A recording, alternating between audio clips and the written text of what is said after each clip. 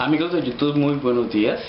Yo aquí ya con la camiseta puesta de la selección, presto a apoyar a la selección hoy en este gran partido de inicio de eliminatorias contra Perú en la ciudad de Barranquilla, la famosa Arenosa. Pero bueno, ese no es el tema que nos compete hoy. El tema que hoy nos compete es, o del que quiero hablar hoy, es relacionado con la política. Y más que hablar de un candidato o más que hablar de una corriente política, quiero hablar de lo que es, o lo que para mí parece, a mi parecer, es la política, ¿sí?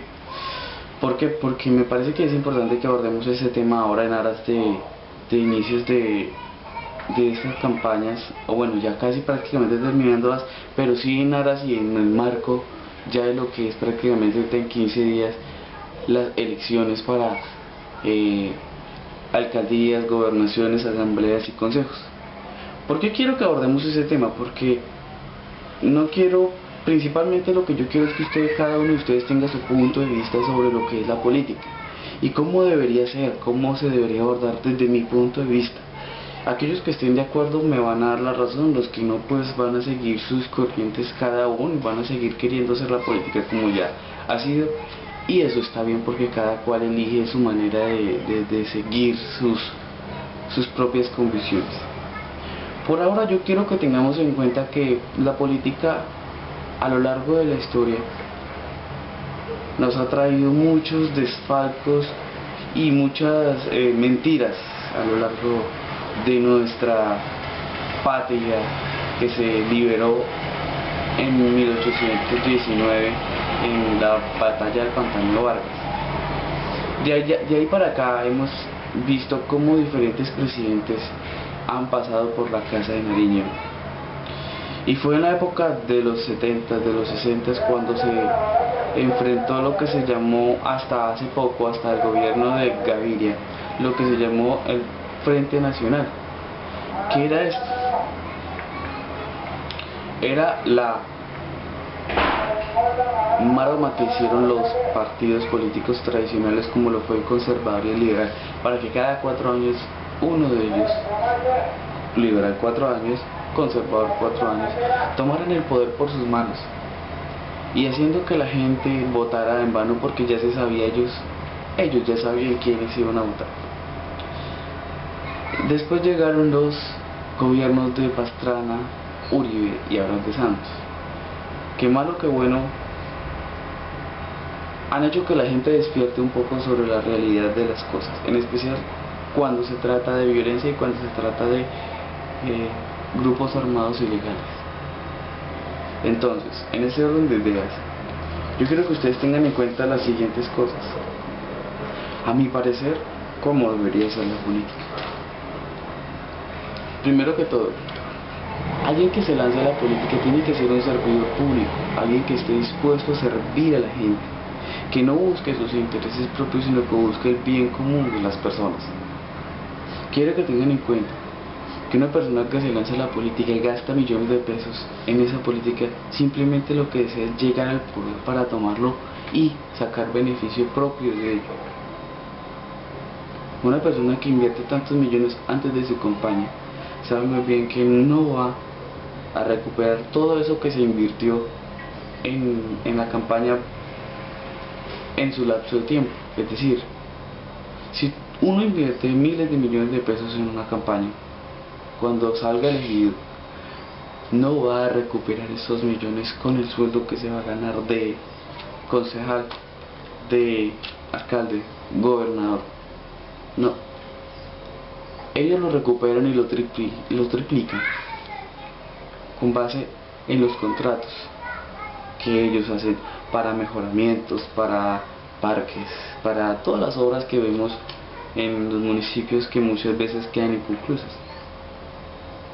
Lo importante aquí es aclarar que todo el mundo hoy en día se lanza a hacer esta práctica, y es muy triste ver cómo la plata que se le quita al pueblo, que el pueblo tributa para que las calles estén bien arregladas, para que tengamos un país de ensueño, un país de utopía,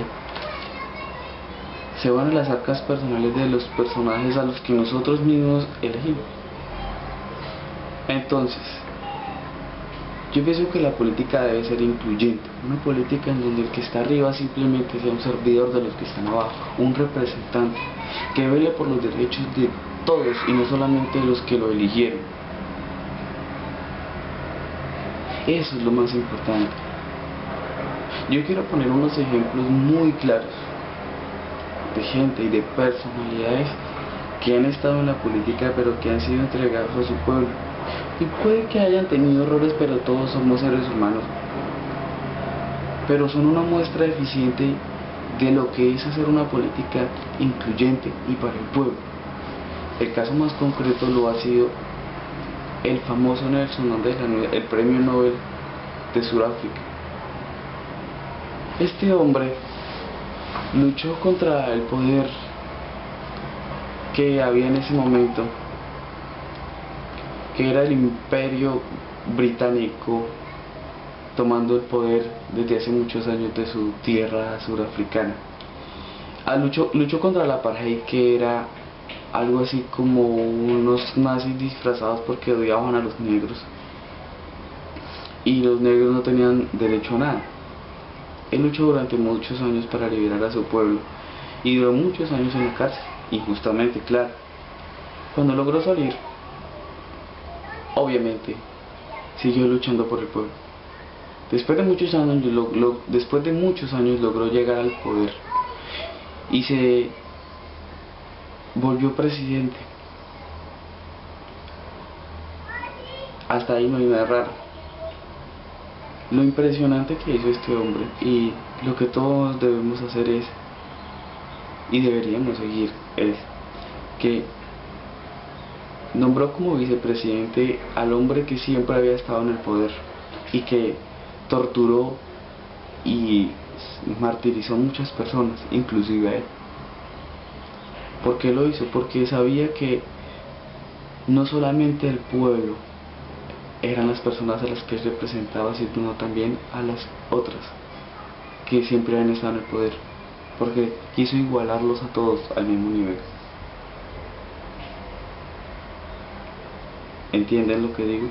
Entonces quiero que tengan en cuenta esto. Eso es una verdadera política incluyente, donde todos tenemos los mismos derechos, donde el que está arriba no es el rey, no es un monarca, es un servidor del pueblo y tiene que trabajar para él.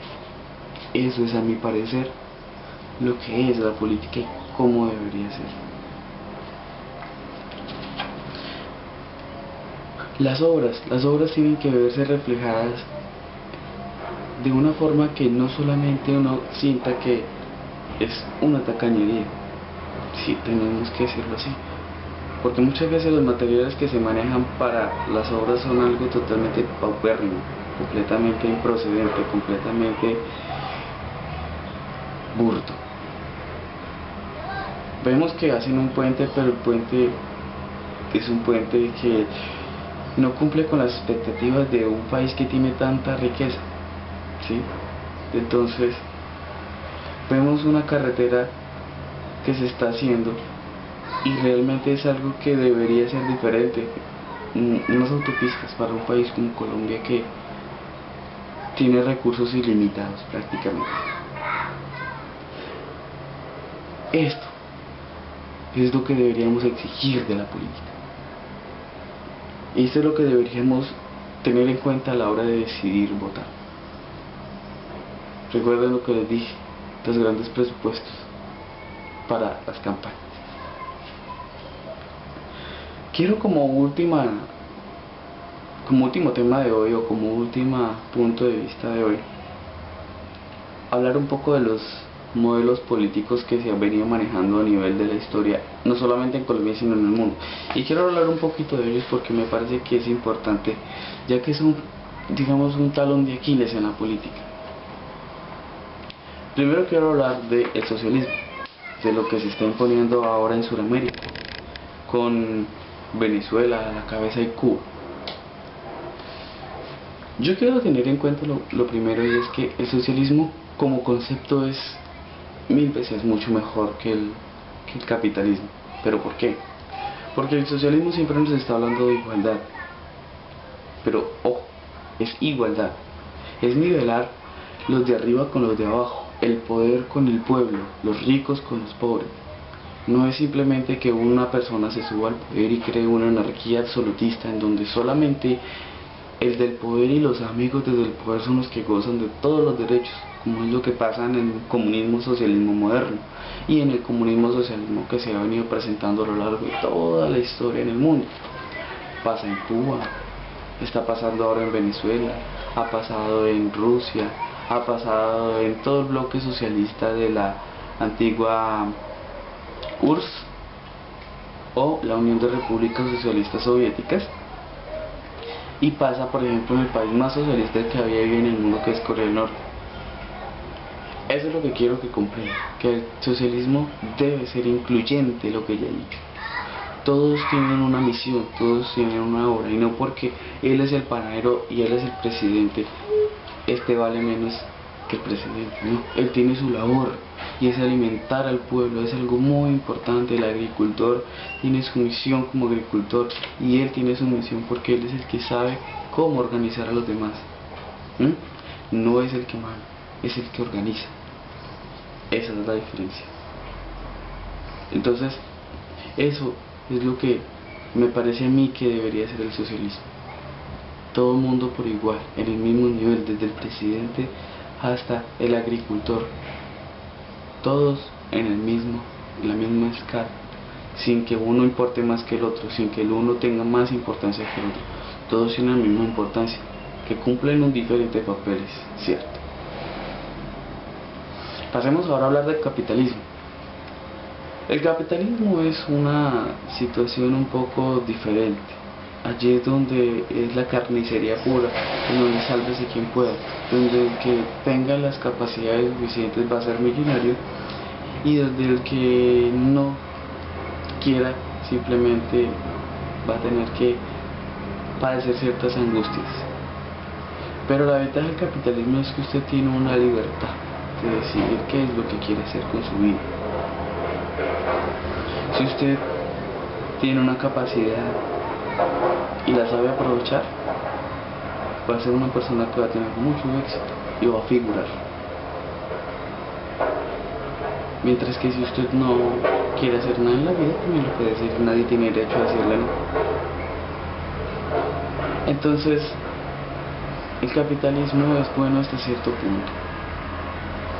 Lógicamente, con el comunismo moderno, yo creo que el modelo capitalista está superlativo frente a este modelo anarquista que es el comunismo socialismo moderno. Entonces, en ese orden de ideas, a mi parecer, yo, si alguna vez tuviera la oportunidad de elegir uno de los dos, los elegiría los dos. El socialismo como debe ser y el capitalismo como debe ser. ¿Por qué? Porque el capitalismo nos enseña a crear empresas, a crear progreso, mientras que el socialismo nos enseña la igualdad. Entonces, ¿cómo lo llamaría yo? Un capitalismo social, un capitalismo incluyente, un capitalismo de todos, donde todos tengan las mismas garantías, donde todos tengan la oportunidad de subir, donde todos tengan la oportunidad de progresar del mismo modo y donde sus sueños se puedan cumplir, porque el gobierno y el Estado están para ello. Eso es lo que yo quería que entendieran de la política, y es lo que quiero que comprendan, cómo yo quiero ver la política, cómo yo la quiero ver un país, o este país tan hermoso. Así que, amigos de YouTube, este es mi video de hoy, esta es mi opinión de hoy, en puertas de lo que se vienen estas elecciones del 25 de octubre. Tomen la mejor decisión ustedes, pero tengan en cuenta lo que acabo de decir. Así que por hoy no es nada más. Un saludo y recuerden apoyar la selección y voten a conciencia. No se dejen comprar por 50.000 pesos o por un tamal. Piensen, tengan sus propios criterios, tengan su propio modelo económico, su propio modelo político.